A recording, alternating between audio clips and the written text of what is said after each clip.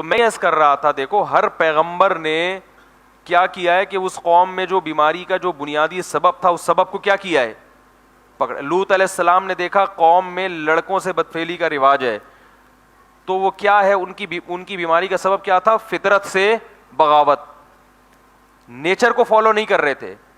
تو حوالہ کس کا دیا؟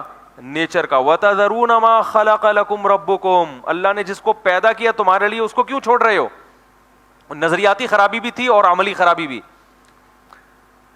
تو اسی طرح یاد رکھیں آج جو نئی جنریشن ہے نا, جو ہماری ینگ جنریشن ہے, وہ اس کے لیے جو اسلام کے قریب آنے میں جو سب سے بڑی رکاوٹ ہے نا وہ گورا ہے, وہ ترقی یافتہ بولو بھائی قومیں. کیونکہ جب مسلمان ترقی میں تھے تو وہ ہمیں فالو کرتے تھے, گورے ہمیں فالو کرتے تھے. بات آ رہی ہے سمجھ میں؟ تو اسپیکر کو مائک کو پتہ نہیں کیا ہو گیا یار, اس کی سمجھ میں نہیں آ رہی. جب مسلمان ترقی پر تھا نا تو لوگ کس کو فالو کرتے تھے؟ ہمیں فالو کرتے تھے, ہماری اصطلاحات استعمال کرتے تھے. دیکھو ہندوؤں میں یہ ٹرمز اب تک استعمال ہو رہی ہیں, ماشاء اللہ, ایمان کہتے ہیں نا, ہندو آج بھی یہ الفاظ استعمال کرتے ہیں, انڈیا کے ہندو بھی. تمہارے پاس ایمان نہیں ہے, یہ ایمان کہاں سے آیا یہ لفظ؟ یہ تو خالص اسلام کی شہادت کا لفظ بھی استعمال کر لیتے ہیں. حالانکہ شہید کون ہوتا ہے؟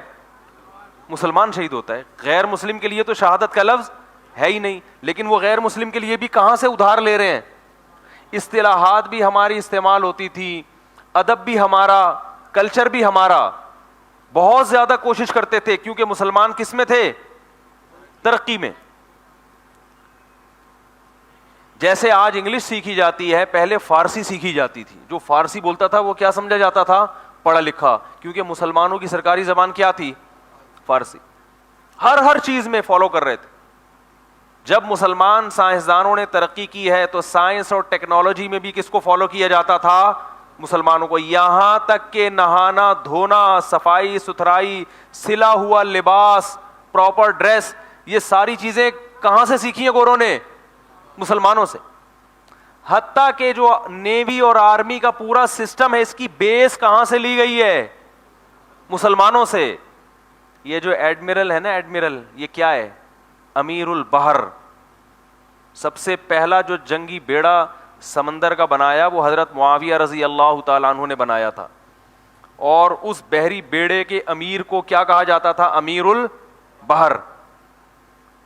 وہی لفظ کہاں سے عربی میں ٹرانسفر ہو کے انگلش میں جا کے کیا بن گیا؟ انگلش میں ٹرانسفر ہو کے کیا بن گیا؟ ایڈمرل. ایسے بہت سارے الفاظ ہیں. تو یہ انسان کی فطرت ہے کہ جو قوم ترقی کرتی ہے وہ اس کو فالو کرتا ہے. فطرت بہی مانا کہ چاہت ہوتی ہے انسان کی. تو مسئلہ یہ ہے کہ ہمارے دماغوں میں یہ بات بیٹھ چکی ہے کہ بھائی گورے اتنے ذہین, جیپنیز اتنی ترقی یافتہ قومیں, فرانسیسی اتنے ٹائٹ لوگ ہیں, وہ جتنی بھی اہم چیزیں ہیں وہ ان میں ہم سے 2 ہاتھ آگے ہیں. تو اگر داڑھی رکھنا اور جناب نماز کی پابندی کرنا, روزے کی پابندی کرنا, حج کرنا, زکوٰۃ دینا, رشتہ داری جوڑنا, نسل بولو نا بھائی بڑھانا, اللہ پہ اعتماد اور توکل کرنا, ہر وقت کیلکولیشن ہاتھ میں لے کے بیٹھے نہ رہنا. اسلام تو یہ کہتا ہے نا ہر وقت جمع ہی نہیں کرتے رہو. اور بہت سارے جو شریعت کے احکام ہیں. تو اگر یہ اتنے اہم ہوتے, آخرت پر ایمان لانا, پیغمبروں پر ایمان لانا, ہمارے ہاں بچہ جب بولنا سیکھتا ہے سب سے پہلے ہم اسے کیا سکھاتے ہیں؟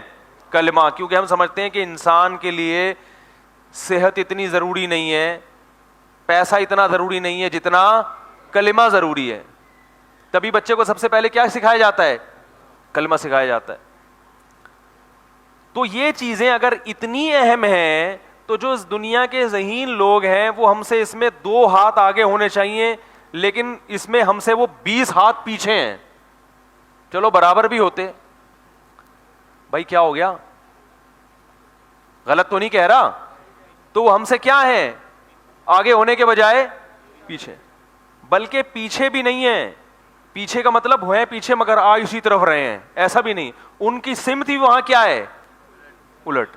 وہ اس سے دور ہوتے چلے جا رہے ہوں. مذہب کو بالکل اپنی زندگیوں سے نکال دیا, مسترد کر دیا, اس کو غلط سمجھتے ہیں وہ, بلکہ اس کو ترقی کی راہ میں بہت بڑی رکاوٹ سمجھتے ہیں.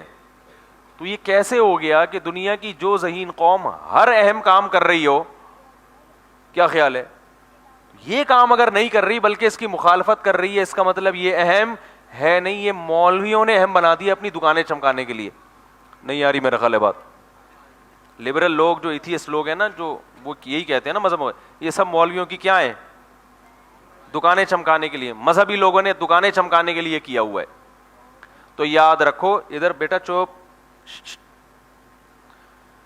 تو یاد رکھو یہ بالکل ایسے ہی ہے جیسے ایک آپ کو اس سیٹھ پر اشکال ہوا تھا کہ جس کی لیفٹ جیب میں 10 روپے پڑے ہوئے تھے, وہ نکال کے کوئی لے کے جا رہا ہے تو اس کو غصہ آ رہا ہے, اور ڈالر نکال کے لے جا رہا ہے تو اس کو غصہ نہیں آ رہا. اس سے آپ نے یہ استدلال کر لیا کہ ڈالر کی کوئی ویلیو نہیں ہے. تو یہ استدلال صحیح ہوگا یا غلط ہوگا؟ بھائی اس کی ویلیو اس سے زیادہ ہے. باقی یہ سیٹ اس کا ہاتھ اس لیے نہیں پکڑ رہا کہ اس کی ویلیو تو زیادہ ہے مگر اس کو اس ویلیو کا علم نہیں ہے, کیونکہ کوئی اس کے پاس ویلیو بتانے والا آیا ہی نہیں ہے. کیسے سمجھائیں بھائی؟ اس کو کبھی کسی سنار سے ملاقات ہی نہیں ہوئی جس نے تانبے اور سونے کا اس کو فرق بتایا ہو.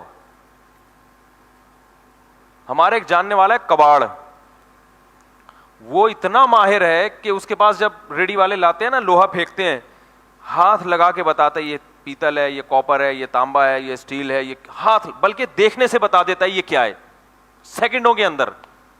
اور ایک عام آدمی گھنٹوں گھنٹوں اس پہ کیا کرتا رہے گا, ریسرچ کرتا رہے گا. تو اس کو تجربہ ہے, اس کو پتا ہے. تو یاد رکھو قرآن میں جو سورہ یاسین میں اللہ تعالیٰ کے الفاظ ہیں, اللہ نے ارشاد فرمایا کہ لِتُنذِرَ قَوْمًا مَا أُنذِرَ آبَاؤُهُمْ, ہم نے نبی کو بھیجا اس لیے کہ اگر ہم نبی نہیں بھیجتے تو یہ کیا کس میں پڑے رہتے, غفلت میں. انہیں پتہ ہی نہ چلتا کہ جنت کتنی قیمتی چیز ہے, جہنم کتنی بھیانک چیز ہے, اعمال جو جنت کی طرف لے کے جاتے ہیں ان کی کیا ویلیو ہے, اور برائیاں اور گناہ کی کیا, برائیوں سے بچنے کی کیا ویلیو ہے. یہ ویلیو ان کو پتہ ہی نہ چلتی اور یہ کس میں پڑے رہتے, غفلت میں. حالانکہ وہ غفلت میں نہیں تھے عرب, وہ اپنی رشتہ داری میں اور دنیا میں بہت بہت ہوشیار تھے وہ. تو اس سے پتہ چلتا ہے میرے بھائی کہ یہ جو قرآن مجید کے الفاظ ہیں نا, جاءکم النذیر, تمہارے پاس ڈرانے والا بھی آیا. تو ڈرانے والا جس کے پاس آتا ہے اور یہ پھر عقل استعمال کرتا ہے, اس ڈرانے والی کی بات کو سنتا ہے, پھر اسے اللہ کی باتیں سمجھ میں آتی ہیں. اگر ڈرانے والا آیا ہی نہیں, یا آیا مگر لو کننا نسمع او نعقل, کہ سنتے یا عقل سے کام لیتے, یہ بھی نہیں کیا, تو پھر اس کی نظر میں ان چیزوں کی اہمیت, بولو بھائی, ہوگی نہیں اہمیت.